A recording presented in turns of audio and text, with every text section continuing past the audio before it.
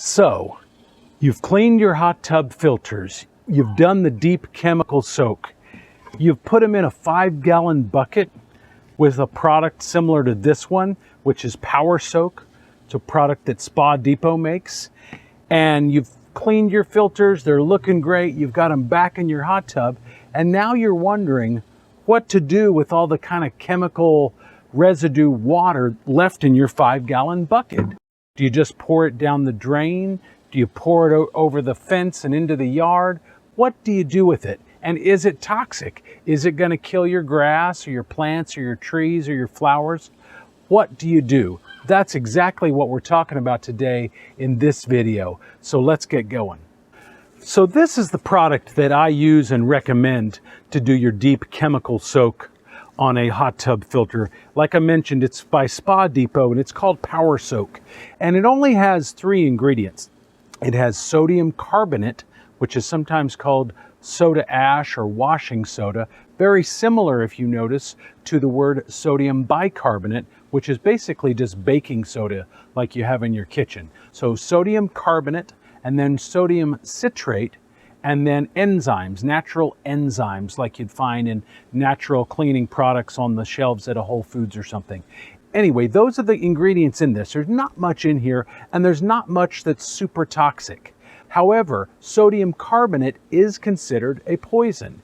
It is considered to be toxic. Not heavily toxic, not like bleach or ammonia or something like that. It's nowhere near that toxic, but it is technically considered a poison, and so you do want to take proper precautions when dealing with that water that you've got left over in your bucket after you've done your cleaning. So there's a few things you're going to want to do, and we're going to go through them step by step here just so you can be safe and know that you're doing the right thing. So first things first, you're going to want to wear some sort of eye protection, just in case it splashes up and gets in your eyes. You don't want this stuff splashing in the eyes. So if you wear glasses, that's probably sufficient. Even better are some safety goggles, like you can get at Home Depot and places like that. Then you also want to wear some sort of gloves. If you've got a pair of like Playtex gloves under the kitchen sink, that's going to be just fine. Also, if you have just like a box of latex gloves with your toolbox, that's going to work fine too. Anything to protect your hand, anything to protect your skin. Long sleeves are also preferable in case it does splash on your arms. That way you're not having to wash that chemical residue off of your skin. Those are the main things to protect you. The first thing you want to do, though, in terms of once you've got all that set up, is you want to neutralize the pH. This is right in the bucket is going to be extremely high in terms of pH. That can damage septic systems, it can damage grass and plants and other things like that. So no matter where you dump it, we've got to neutralize the pH first. The best way to do that is just with some regular household white vinegar. Just add some of that in there. You can also dilute it with water. And then just like you would with your hot tub water, use a test strip and see if that pH is right in that middle range. You don't want it to be super low, which is acidic, or super high, which is alkaline. You want it to be right there in the middle. Ideally neutral, which would be 7.0. But most of us just have those test strips with the colors, so you want it to be somewhere right in the middle range. So keep adding, like I said, white vinegar, and then you can dilute it with water until you get that pH neutralized. Now it's going to be a whole lot safer to deal with. You can flush it down the drain a little bit at a time while you're running some warm water from the kitchen sink. You can also pour it into your yard somewhere. You just want to be kind of discreet about where you do it. Even with the pH somewhat neutralized, it could still be damaging to grass. It could still discolor that grass. You don't want to pour it near tree roots or flower beds. You definitely don't want to pour it near your neighbor's yard. Wherever you drain your hot tub to, which you should be draining your hot tub about every 3 months or so. Wherever you drain that to is going to be a great place to pour this also. I'm lucky in that my yard has a lot of rocky spots where there's little to no grass or vegetation whatsoever. So I have a lot of choices, but you may not have as many. But just look for some place like that, again, once you've neutralized the pH. Hi everyone, my name is Jeff Campbell. This is my channel, Hot Tub Owner HQ. I also have my website, hottubownerhq.com, and on both channels I'm sharing all of the best tips that I've learned over the years in owning 4 different hot tubs. I've learned what I've learned not because I'm an expert and not because I've worked at a hot tub showroom. I've learned these things because I've made a ton of mistakes, and I want to help you avoid making some of those same mistakes by sharing my tips with you. If you like this video, please give me a thumbs up. It's a great way not only to tell me that you like the video, but it also sends a great signal to YouTube as well, and then they're going to show it to more hot tub owners just like you. Then of course, smash that subscribe button and the bell notification button.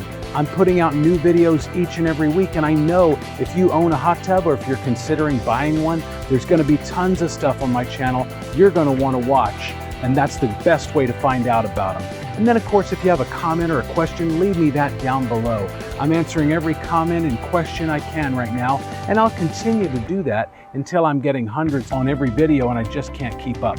But for now, let's keep talking about hot tub chemicals and the right way and the wrong way to dispose of them. So since we're talking about cleaning hot tub filters, it's worth mentioning that you never ever want to clean your hot tub filters in a dishwasher or a washing machine for that matter.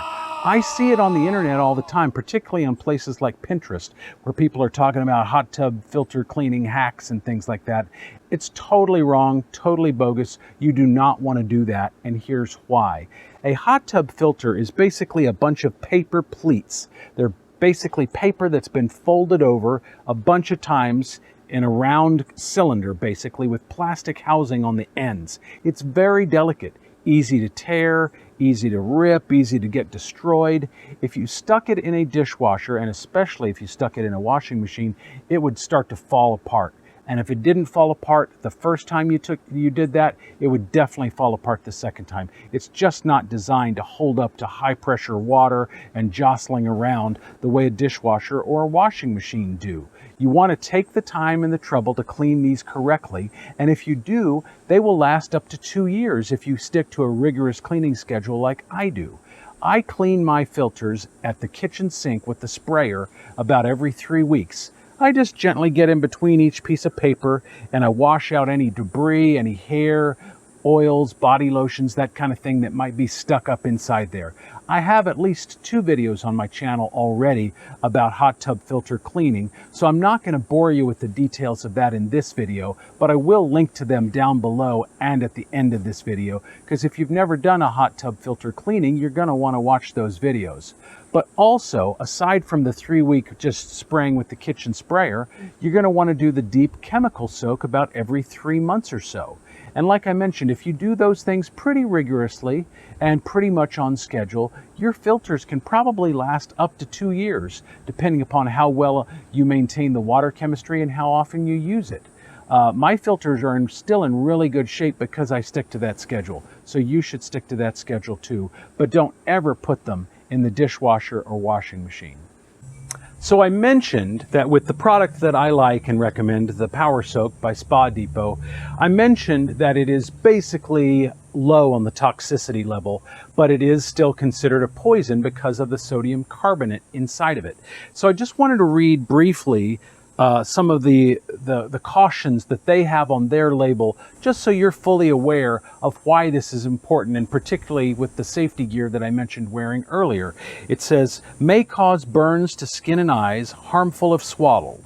You may notice that it doesn't say fatal if swallowed, just harmful.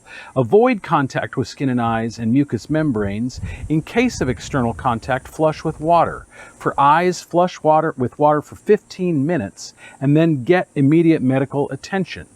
If it's swallowed, give large quantities of water or milk and call a physician immediately. So as you can see, in 2 of those cases, it does say to get medical attention. So you do want to take this stuff seriously. Again, wear protective eye gear, gloves, long sleeves are great. That way you're not risking splashing it on your body or on your eyes or getting it on your skin. I know after a while in treating your water and changing your water and cleaning your filters, it can get kind of routine and you can kind of feel kind of cavalier about the safety aspects of doing these things, but you do want to take it seriously for your own health. So I hope you found this video useful. I didn't want to bore you by making some 15-minute epic video about a topic that could really just be covered in a few minutes. So this was a short video. If you like this video, please give me a thumbs up. Also, subscribe to the channel and hit the bell notification button too.